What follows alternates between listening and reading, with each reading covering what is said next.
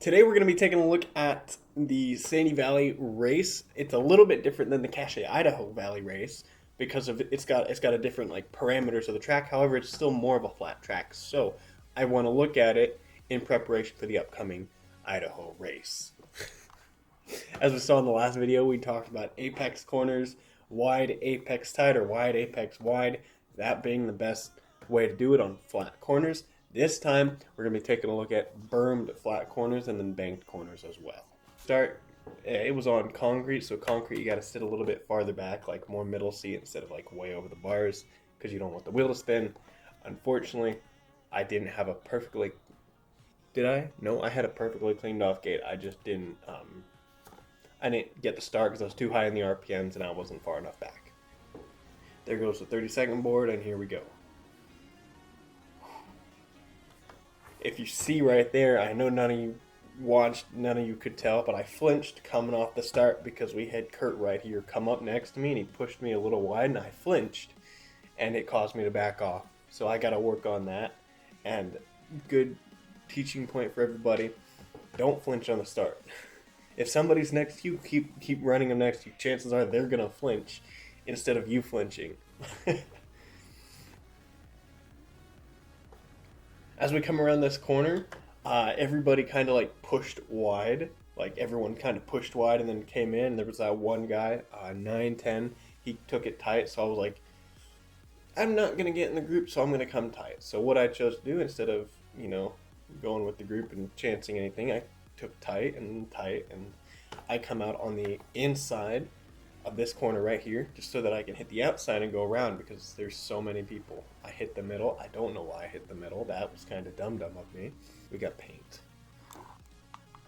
This is like the biggest outside corner in the world with a tiny middle berm and a super tight inside berm.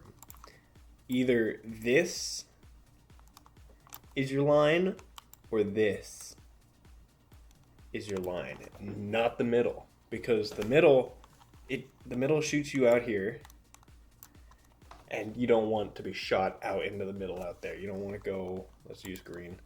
You don't want to come in and go and end up out here on the end of the jump, and you're crossing the entire line of traffic from the outside, so it's not a smart idea. You don't want to hit the middle line on this track, which is something I knew, and I came into this race and I still hit the middle line. I don't know why I hit the middle line, but I did. Even though before we started I said inside or outside and I hit the middle. Don't do it. Commit. Outside, inside, commit your line. Commit your line is what I'm saying. This one I determined outside, jumping, and then I came up short, which is dumb on my part. You can launch that jump as far as you want, hit that outside, and rail that outside. Later in the day, the outside actually got really deteriorated, so we wanted to go inside, jump it almost to the end, break down, and then take the inside. But that outside was the best line until it destroyed itself.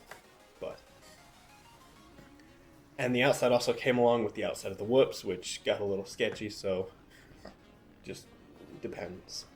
The goal for all of these jumps would be to get them as low as possible. Take off as low and land as low as humanly possible. We've actually got Hunter up here. This is Hunter right here. Look. Do we remember Hunter Ray? Yeah? Some of us do. This is Hunter. I got to race him finally. This next one that we just hit, inside, was slower than the outside. Outside was quicker because you'll see Kurt go past me right here because I hit the inside. I didn't have the torque or speed needed to come off and land and get on the gas because this is a long straightaway at the end where you max out at 56, 60 miles an hour. Kurt over here goes outside because he knows that. I went inside because I wanted to cut Kurt off. This is what happens.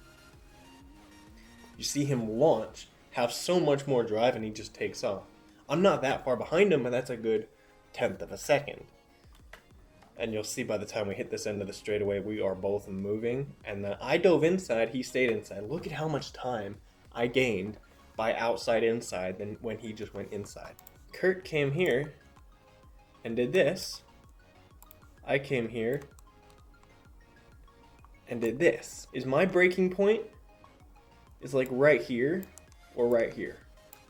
Kurt's breaking point is back here to here. I can just be on the gas longer. I can be on the gas all the way up until here. Whoa! And then I got on the brake, and then I turn. Kurt has to be block, and I'm braking for longer, and then turning. Because he's making a tighter turn. Wide apex tight or wide apex wide. That's what this corner is. And if you did that, you could gain significant advantage on everybody else riding the track. I'm not going to go over this whole race. I'm just going to do the first couple laps because I think it's very beneficial to look at and see. This one being farther outside would have been beneficial, but I was middle. I'm a dum-dum. Outside to inside, apex that inside, hit the rut. The rut was super tiny. I can't even express how intense.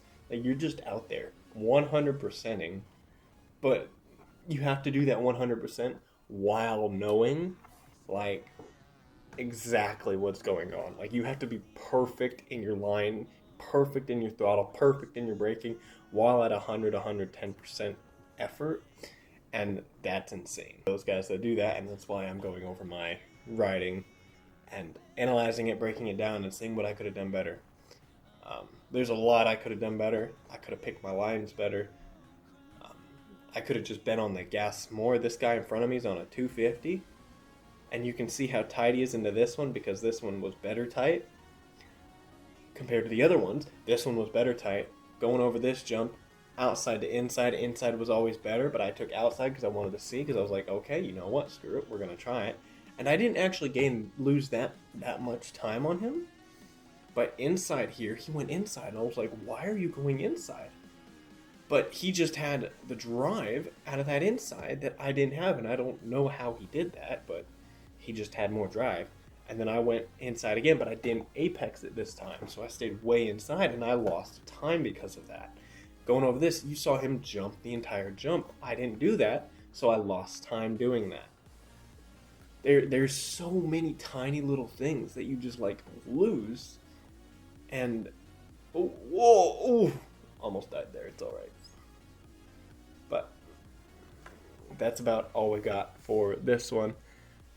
I think it's very beneficial to look at races like this where the tiniest things can upset your entire race.